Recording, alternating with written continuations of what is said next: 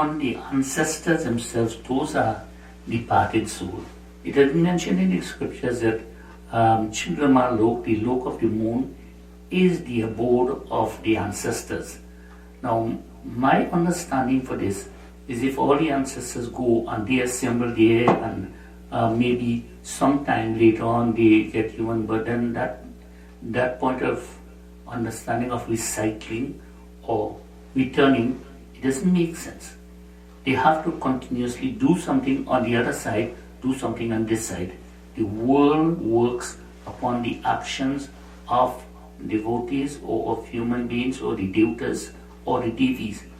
So when these ancestors, they are aware of everything that you act upon, you think, you request.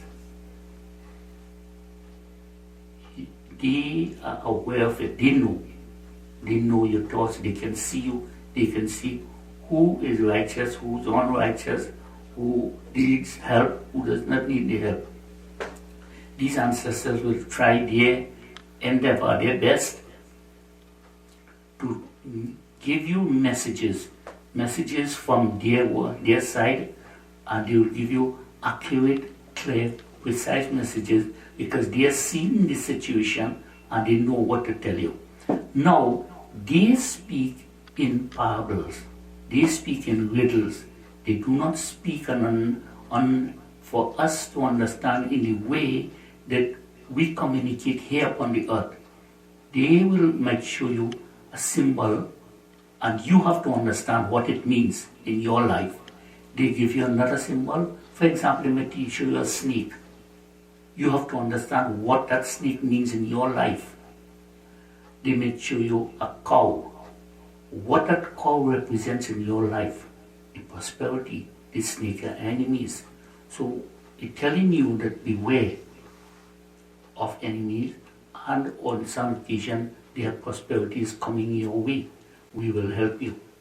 So they give those types of messages to individuals, and their departed ones or your ancestors who are so kind. If you make offerings to them in Pitri Paksh, they're happy. If you don't make, they're still happy. Those are the evolved ones. Those are the ones who have evolved into higher states. That the offering or non-offering, it means the same to them. So these souls, they come, they visit you all the time. Every time. It doesn't have to be on these occasions. God allowed this Pitri Paksh for us, but they visit all the time. Some may be so caring and loving for the family that they will come down and stay amongst the children, or even someone come and stay with the parents and always give them guidance. They will have the power to help them out of certain situations. And you would not, sometimes you don't know why, but it is their help. And if they can't help, then they will pray to or request from the deities or the devatas for help for you all. So behind the scenes, they are working feverishly.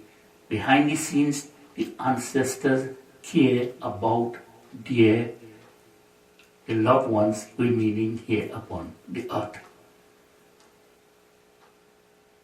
Another thing is to remember that these departed ones, before a situation comes, or let us say you have to depart now from this world, they will know that long before. And they will come and give you certain signs and signals and symbols. They will sign all of these signs.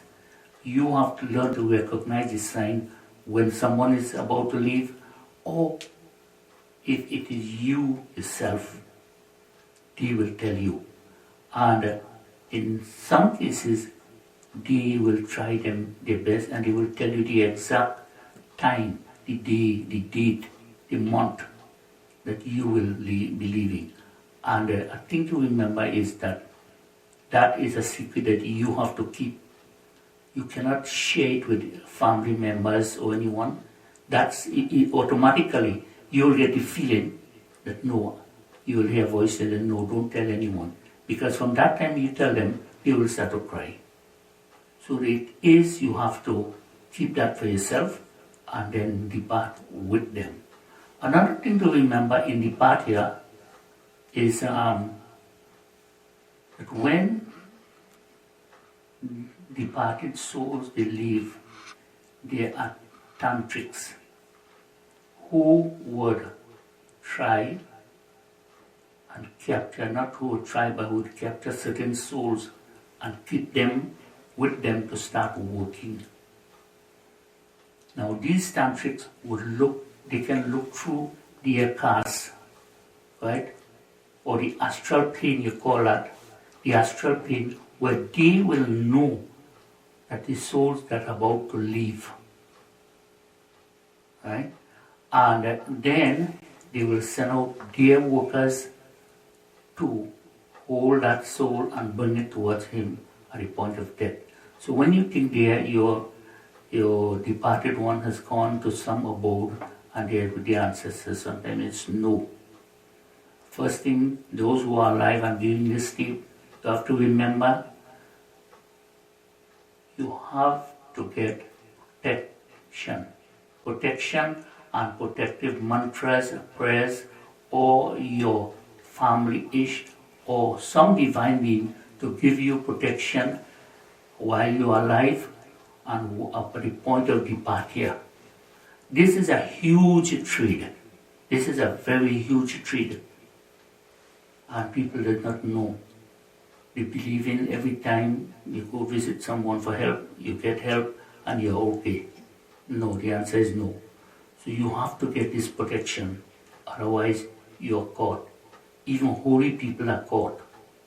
Even some Pandit I had to rescue because he was caught for more than 30, 35 years and made to work. And when the son who was caught also, and he visited me and asked for help, said, okay, I released both of them. I didn't ask for no. And then the son came after 2 weeks and in dream and told me thank you. So the departed souls get into difficulties regardless of what state or what status you have. That is very important. And if you're viewing this, take this and remember that you have to get protection and pray to God for everything else, also for protection in your life.